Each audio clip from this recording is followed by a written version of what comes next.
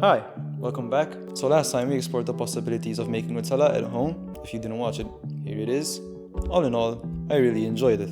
But I kinda ended up with this huge jar of Nutella, and I'm not really a sweet snacker, so it got me thinking, can I make a dessert out of this? I've been really digging chocolate tarts lately, and the idea is to incorporate the Nutella with the chocolate tart. A chocolate tart is meant to really highlight the chocolate, so I thought that this would be a really good application to test out the homemade Nutella. I actually haven't made this yet, so it could potentially be terrible, but I'm really excited to try it out and show you guys. So the chocolate tart has two elements, the chocolate and the pie crust. For dessert pies, a short crust is usually used for its tender and crumbly consistency. It's kind of like shortbread. I found this really great recipe by Tasty where they experiment with different ingredients, but here's the final recipe.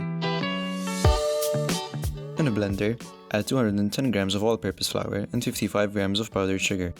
Powdered sugar is a really great idea because it has cornstarch. Cornstarch prevents gluten from developing.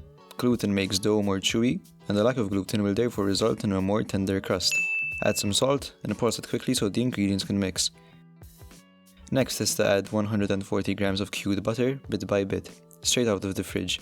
It's important for the butter to be cold so that you don't end up with a greasy pastry. The texture should resemble something like sand. In a separate bowl, add the egg yolk, vanilla extract, and some cold water.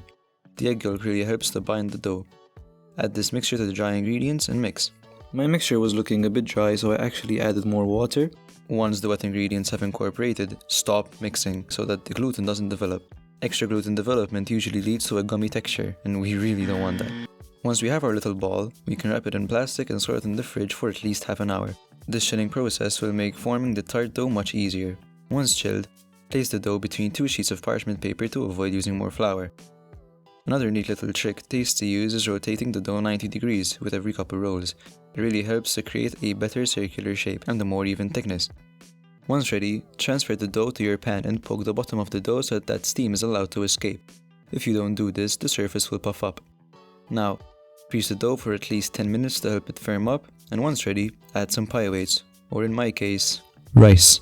It's finally time to blind bake this dough. Add this to the oven for 15 minutes at 220 degrees Celsius. Then, remove the parchment and add back to the oven for an additional 15 minutes at 180 degrees Celsius. While cooking the pie crust, I decided to make my Nutella filling. I was really excited about this because I found this very special technique by Jacques Genin to make the chocolate filling. First, we need to heat up some heavy cream to the point where it's almost boiling. Then, we very slowly add it to the chocolate as not to create any air bubbles. Add the lid to your bowl so that the cream can melt the chocolate a bit. I kind of forgot this step. I also messed up a bit because I added whole chunks of dairy milk which just didn't melt in time. Let's just say I added them for a textural contrast. Now comes the hard part about this technique. After removing the lid, insert the spatula and make it touch the bottom of the bowl.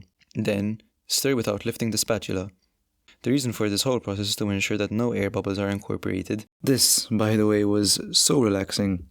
The way it looked was just really satisfying. It apparently should take a long time for the cream and the chocolate to incorporate, but mine happened fairly quickly. It was my first time doing this technique, so maybe I did something wrong, but I'm not really sure.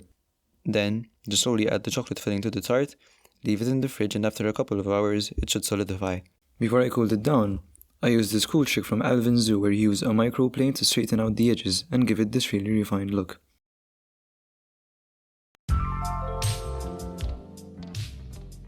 I invited my friends over because I just love to share food, but we were all so excited to try it, and it didn't really solidify in time, but that didn't stop any of us. I gave the leftovers to the rest of my family and friends, and they all seemed to really enjoy it. If cooking for yourself isn't a big enough incentive for you to start cooking, the satisfaction of seeing your friends taste and enjoy your food certainly should do the trick. I hope you guys enjoyed this. If you did, it would really mean a lot if you liked and subscribed. Thanks for watching.